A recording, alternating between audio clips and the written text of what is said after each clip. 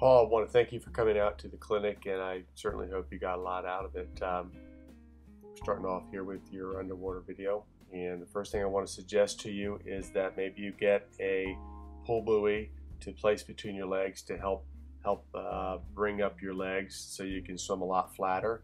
Obviously, you're swimming mostly uphill, and it's going to be difficult to improve your swimming while you're in that position. So that's the first suggestion I would make. The other suggestion would be I want to focus. You're doing a pretty good job. I want to focus on the catch-up freestyle where the hands are coming together out in front and touching, so that you can work on your glide and making sure you're extending and gliding. That will help align the body rotation and the pull so that they're occurring at the same time. Now, one of the main things that I see with your stroke is that you're doing something called dropping the elbow. And if you can see your elbow as you pull is way ahead of your hand throughout the pull, and that's reducing the amount of surface area that you're using to pull, since the surface area you want to use is your hand, forearm, and upper arm. And when you're pulling, you're sort of pulling a little bit, almost the forearms somewhat parallel to the bottom of the pool for part of the pull. Part of the reason why you are swimming sort of what we call uphill.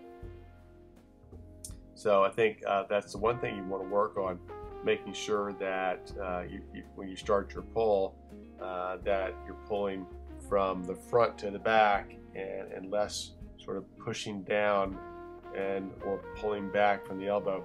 You want to slow the pull down a little bit, let the hand come down, let the elbow come up, and get the elbow out a little bit, and start your pull. So I think one of the things you'll need to do is that buoy will help quite a bit, because you're gliding right there and there, but there's not a lot of extension. And when you're breathing, you're going right into your pull.